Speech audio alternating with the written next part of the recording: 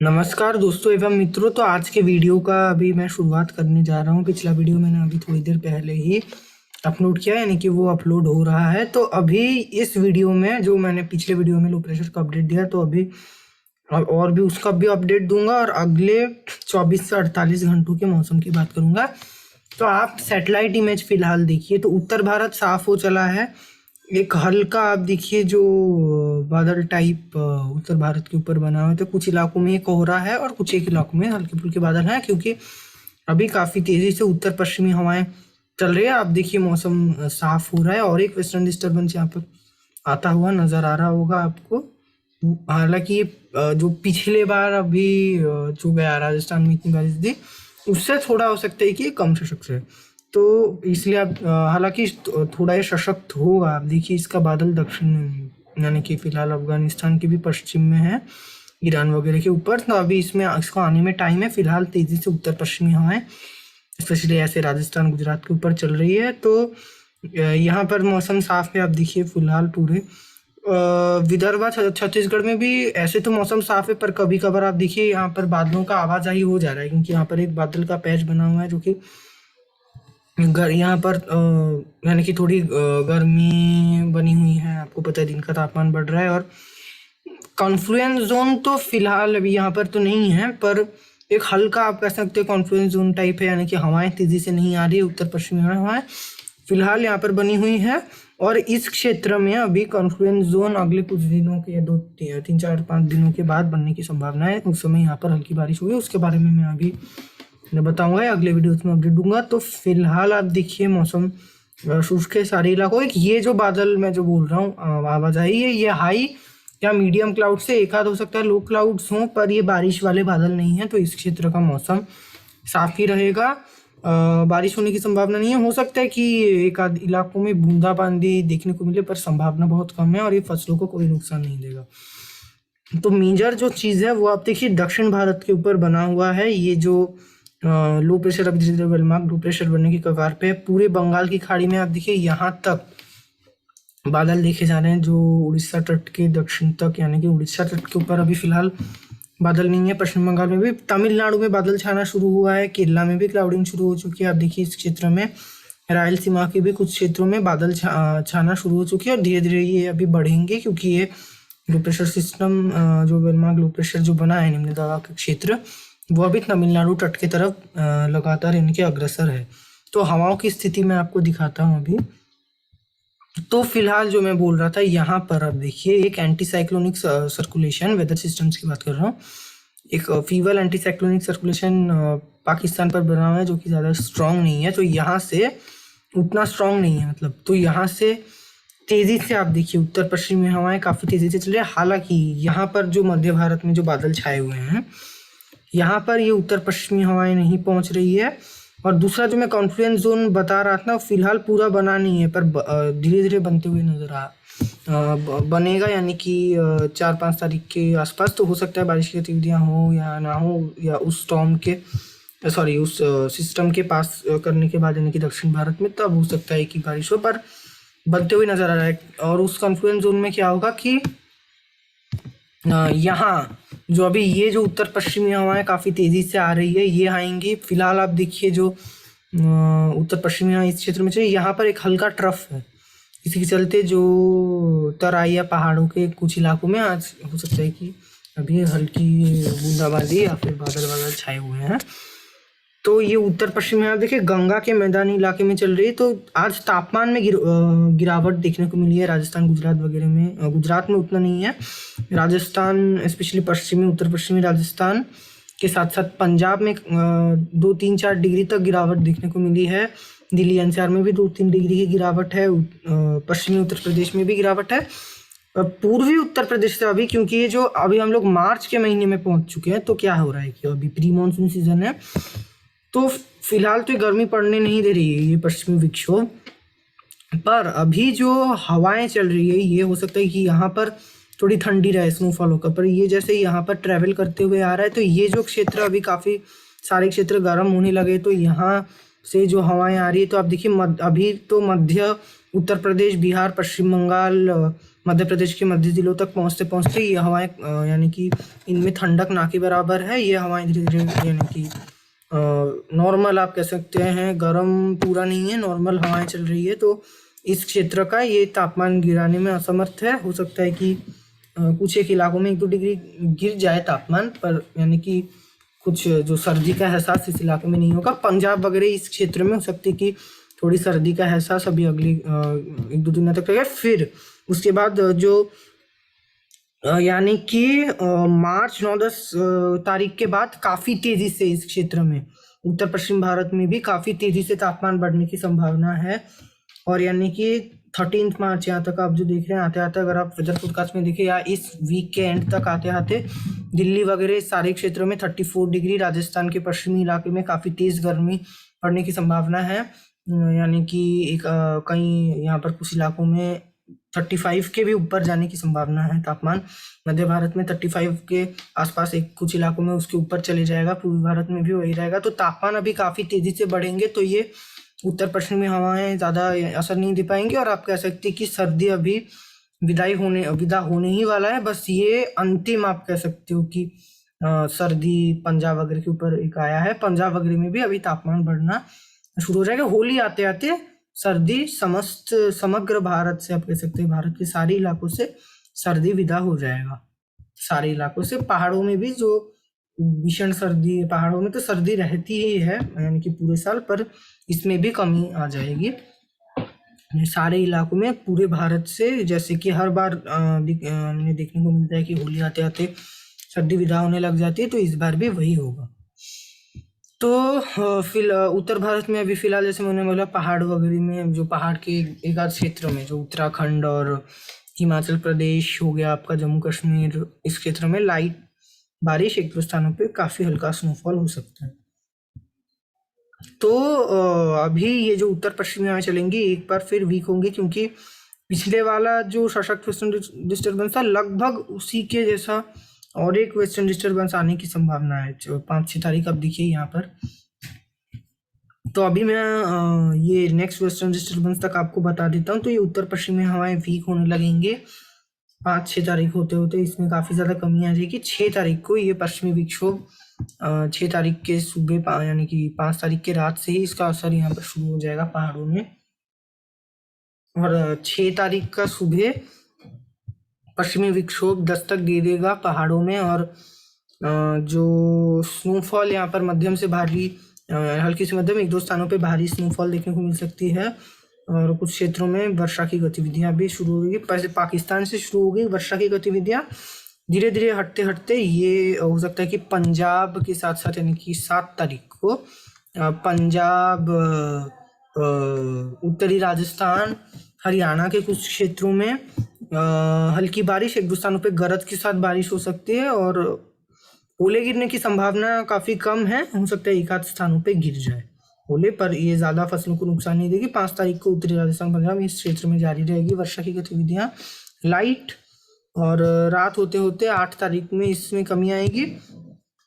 एक और western disturbance हो सकता है कि 8-9 तारीख के आसपास आ जाए। अब देखिए यहाँ तक, पर ये सशक्त रहेगा। आगे और भी एक सशक्त वेस्टर्न डिस्टर्बेंस आएगा, तो जो 8-9 तारीख के आसपास आएगा उतना सशक्त नहीं रहेगा। 11-12 तारीख के आसपास एक और थोड़ा सशक्त वेस्टर्न डिस्टर्बेंस आ सकता है। हालांकि अभी क्या हो रहा है कि जो वेस्टर्न डिस्टर्बेंस पहले आपने जो देखा, ये जो अभी जो सर्कुलेशन बना हुआ था उत्तर भारत पे, अभी ये नहीं है, पर ये यानी कि धीरे धीरे यहाँ पर आकर हट गया। क्योंकि अभी जो वेस्टर्न डिस्टर्बेंस आ रहे हैं वो ज़्यादा दक्षिण तक, पहले जो आपने देखा जनवरी के महीने में बारिश दे रही थी, इस बार अभी मतलब मार्च के महीने में क्यों नहीं दे पा रही है। तो जनवरी फरवरी में आपने देखा कि पश्चिमी विक्षोभ ऐसे आ रही थी, यानी कि यहाँ तक पहुँच जा रही थी, अरुणाचल प्रदेश वगैरह के आसपास, नेपाल के ऊपर से होती हुई।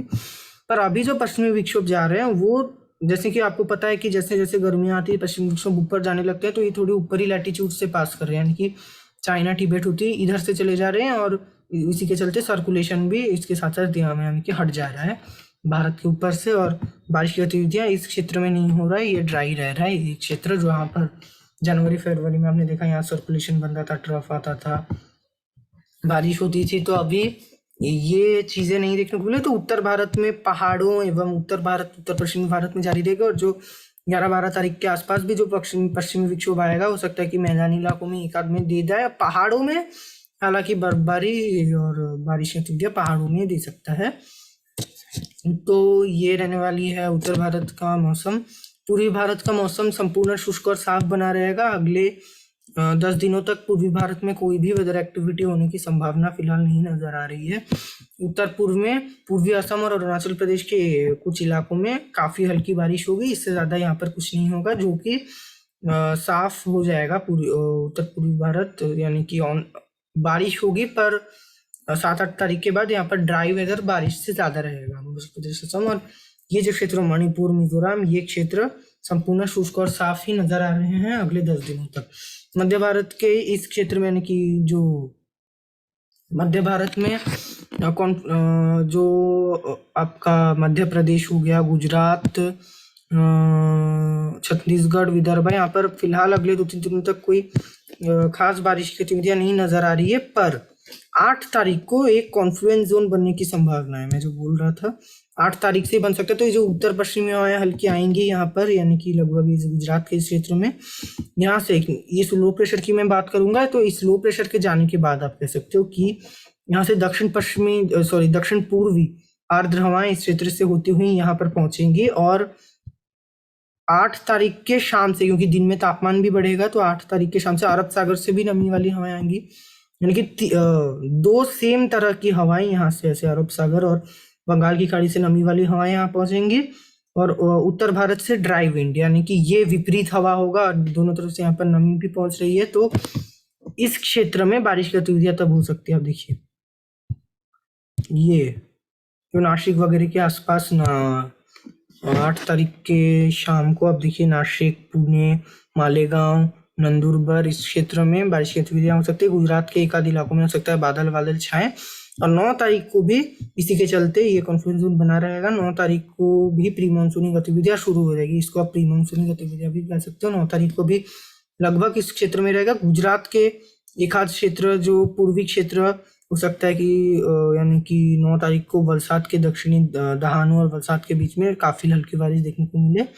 पूर्वी गुजरात के एक आध क्षेत्रों में हो सकती है बारिश। बाकी और 9 तारीख के ही शाम को जो दक्षिणी राजस्थान के एक आध इलाके और पश्चिमी जो मध्य प्रदेश, यानी कि दक्षिणी राजस्थान में उदयपुर, चित्तौड़गढ़, इस क्षेत्र के आसपास, और यहाँ पर पश्चिमी जो मध्य प्रदेश में इंदौर, उज्जैन, अगर इस क्षेत्र में हो सकती है बारिश की गतिविधियां काफी हल्की बूंदाबांदी और गरज के साथ, क्योंकि दिन में तापमान बढ़ेंगे इस क्षेत्र में, तो तब होगी। इसके बाद ये शुष्क हो जाएगा। 10 तारीख होते होते बारिश की गतिविधियां, यानी कि 9 तारीख के ही रात होते होते ये क्षेत्र शुष्क हो जाएगा। तो मध्य भारत में कोई खास बारिश की गतिविधियां नहीं होगी। और छत्तीसगढ़, विदर्भ और मध्य महाराष्ट्र संपूर्ण शुष्क और साफ बने रहेंगे। उड़ीसा में भी कोई भी बारिश की गतिविधियां होने की संभावना नहीं है।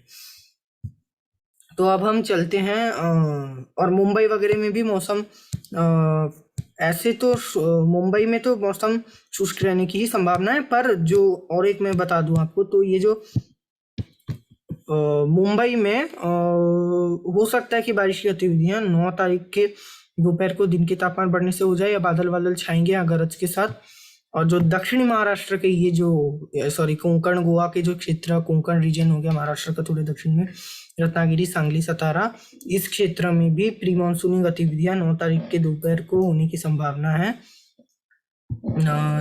और यानी कि उतनी बारिश नहीं होगी, हल्की गरज के साथ होगी। सोलापुर वगैरह के आसपास भी बारिश की गतिविधियां 9 तारीख के शाम के समय, यानी कि शाम से 7 बजे, जब दिन के तापमान बढ़ने के बाद, इस क्षेत्र में उत्तरांतरिक कर्नाटका के भी कुछ क्षेत्रों में लाइट गरज के साथ बारिश की गतिविधियां होने की संभावना है, जो कि हो सकता है कि 10 तारीख के सुबह भी जारी रहे। 10 तारीख दोपहर होते होते इस क्षेत्र से बारिश हटेगी। यहाँ पर जैसे ही दोपहर में तापमान बढ़ेगा, अरब सागर से नमी आएगी, बारिश होगी, जो कि प्री मानसून सीजन में आम बात है। दक्षिण भारत की अभी मैं बात करता हूँ। तो दक्षिण भारत में फिलहाल ये जो low pressure area, well-marked low pressure बनते हुए नजर आ रहा है। हो सकता है कि डिप्रेशन बन जाए जब ये बंगाल की खाड़ी में रहेगा, डिप्रेशन या साइक्लोनिक स्टॉर्म के जस्ट नीचे की कैटेगरी में हो सकता है। अगर साइक्लोनिक स्टॉर्म को ये सी में टच कर जाए, पर जैसे ये तट के पास आते आते इसके वीक होने की संभावना है, और ये लैंडफॉल से पहले एक लो प्रेशर एरिया या फिर साइक्लोनिक सर्कुलेशन ही रहेगा, यही मुझे अभी उम्मीद है। तो ये आप देखिए यहाँ पर जो 5960 लगभग जब ये 5 तारीख के को ही, यानी कि कल सुबह दोपहर के समय, सुबह या दोपहर के समय ये हो सकता है कि डीप डिप्रेशन की कैटेगरी में रहे, हो सकता है कि सशक्त होकर। और उम्मीद तो काफी ज्यादा कम है, जीएफएस वेदर मॉडल में तो इसके डीप डिप्रेशन बनने की संभावना नहीं है, पर सीएमडब्ल्यूएफ मॉडल के हिसाब से हल्का उम्मीद है कि ये सी में ही साइक्लोन का रूप ले ले। साइक्लोन, और अगर ये साइक्लोन का रूप लेता है, यानी कि साइक्लोनिक स्टॉर्म बनता है, तो इसका नाम साइक्लोन आसानी होगा, जिसको कि यहीं पर श्रीलंका ने ही नाम दिया है। तो हो सकता है कि ये बन जाए, पर ये साइक्लोन आसानी बनते ही ये धीरे धीरे वीक होने लगेगा। 6 तारीख के सुबह होते होते ये काफी ज्यादा वीक होकर एकमात्र वेलमार्क लो प्रेशर या डिप्रेशन बना रहेगा। तो इसका कोई तट में ऐसे हवाएं उतनी तेज चलने की संभावना नहीं है। हालांकि हो सकता है कि कुछ एक इलाकों में 30 से 40 एक दूसरे पे गस्टिंग में 50, 60 या 70 किलोमीटर 80 तक जाने की संभावना नहीं है। 50, 60, 70 तक हो सकता है चले जाए, इससे ज़्यादा कहीं भी विंड्स आप देखिए यहाँ पर गस्टिंग में भी अभी फिलहाल आप देखिए तो 53, 54 ही दिखा रहा है, तो वही 60, 70 भी जाने की संभावना काफ़ी कम है। हो सकता है कि लैंडफॉल जब ये करेगा, यानी कि लैंडफॉल करते समय गस्ट में आप देखिए एक स्थानों पे 60 के ऊपर चले जाए, उससे ज़्यादा जाने की संभावना नहीं है। तो फिलहाल आप देखिए कि बारिश की गतिविधियां अभी शुरुआत इसकी हो चुकी है, जो बादल छाए हैं। तो चेन्नई से लेकर के यहाँ पर मुथुपेट, यानी कि चेन्नई से नागापट्टनम के बीच बादल छाना शुरू हो चुके हैं, बारिश की गतिविधियां शुरू हो चुकी है। क्योंकि ये क्या कर रहा है कि एक तो इसके पास मॉइस्चर है, दूसरा ये जो लगातार ये जो पश्चिम बंगाल इसलिए शुष्क बना हुआ है क्योंकि यहाँ से लगातार ये उत्तर पश्चिमी उत्तर पूर्वी हवाओं को खींचते हुए ला रहा है। यहाँ पर तमिलनाडु के ऊपर, यानी कि सारे इलाकों में उत्तर पूर्वी दिशा से काफी तेजी से हवाएं आ रही है, तो नमी काफी ज्यादा ला रही है तेजी से। तो इस क्षेत्र में ऑलरेडी तमिलनाडु के तटीय क्षेत्रों में बारिश शुरू हो चुकी है। कल दोपहर को तमिलनाडु के आंतरिक हिस्सों तक बारिश पहुंचेगी। केरला में भी कल दोपहर को हो सकता है कि तापमान बढ़ने से बारिश की गतिविधियां हो जाए, क्योंकि हवाएं खींचेंगी, ऐसे खींचेगा हवाओं को। तो केरला में भी देखिए ऐसे हवाएं होती हुई यहाँ पर आ रही है अरब सागर से। इस प्रकार अरब सागर से भी हवाओं को ऐसे खींच ले रहा है, यहाँ केरला से भी उतना नहीं खींच रहा है, पर थोड़ा सा इसके अभी विंड्स कंट्रोल में है इसके पास, यानी कि क्योंकि उतना भी ज्यादा वीक नहीं है, उतना भी ज्यादा सशक्त नहीं है, नॉर्मल सिस्टम, यानी कि जो वेलमार्क लो प्रेशर डिप्रेशन जैसा रहता है, आपको पता होगा। तो केरला में मैं जैसे बोल रहा हूँ कि केरला में 5 से 7 तारीख के बीच केरला में बारिश रहेगी, हल्की से मध्यम। तमिलनाडु में जो भारी बारिश कल उम्मीद काफी कम थी, तो हो सकता है कि 7 तारीख के सुबह पुडुचेरी और इसके आसपास के इलाके में मूसलाधार बारिश हो जाए जब ये लैंडफॉल करेगा पुडुचेरी में 7 तारीख के सुबह। तो पुडुचेरी और इसके आसपास आप देखिए मूसलाधार बारिश होने की संभावना है। पुडुचेरी, ये जो वलनबर्ग, इस क्षेत्र में यहाँ पर 73 मीटर पर आवर, यानी कि 1 घंटे में ही इतना बारिश हो रहा है। पर ये 1-2 घंटे उससे ज्यादा यहाँ पर नहीं रहेगा, यानी कि पासिंग रेन होगा, धीरे धीरे बारिश कम होगी। पर लैंडफॉल करते समय इसका आई के पास आसपास जो बारिश की गतिविधियां मूसलाधार हो सकती है। चेन्नई में हल्की से मध्यम बारिश होगी उस समय, और ये जो कांचीपुरम वगैरह के आसपास मध्यम से भारी बारिश हो सकती है। वेल्लोर में भी वही रहेगा। तो धीरे धीरे ये 7 तारीख के दोपहर होते होते और अंदर जाएगा, और लगातार तमिलनाडु में 7 तारीख को हल्की से मध्यम कुछ स्थानों पर पुडुचेरी वगैरह के आसपास मध्यम से भारी बारिश होगी। वैसे ही जो आंध्र प्रदेश के दक्षिणी इलाके, रायलसीमा के नेल्लोर, तिरुपति, इस क्षेत्र में हल्की से मध्यम बारिश हो सकती है 7 तारीख को। बेंगलोर में भी वही रहेगा, यानी कि दक्षिण आंतरिक कर्नाटका में। केरला में जैसे मैं बोल रहा हूँ लाइट रेन रहेगा, और बेंगलोर में जारी रहेगा 7-8 तारीख को बारिश।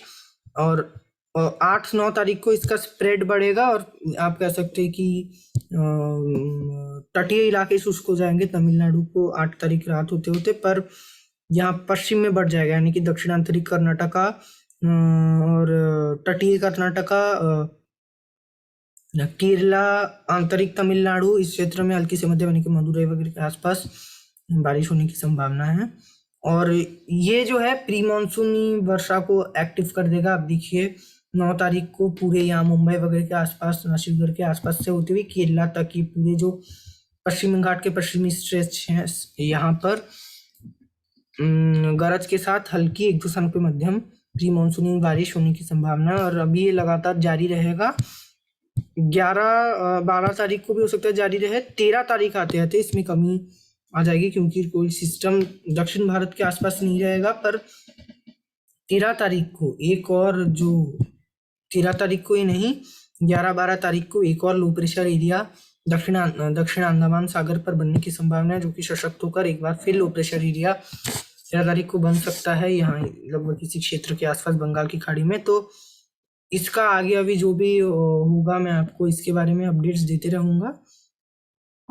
और अंडमान निकोबार आइलैंड्स में जो पहले बारिश की गतिविधियाँ इतनी जारी थी उसमें अभी कमी आ जाएगी। और लक्षद्वीप में हो सकता है कि हल्की बारिश 8-9 तारीख को देखने को मिले, 9-10-11 तारीख को भी 11-12 से लक्षद्वीप भी शुष्क हो जाएगा।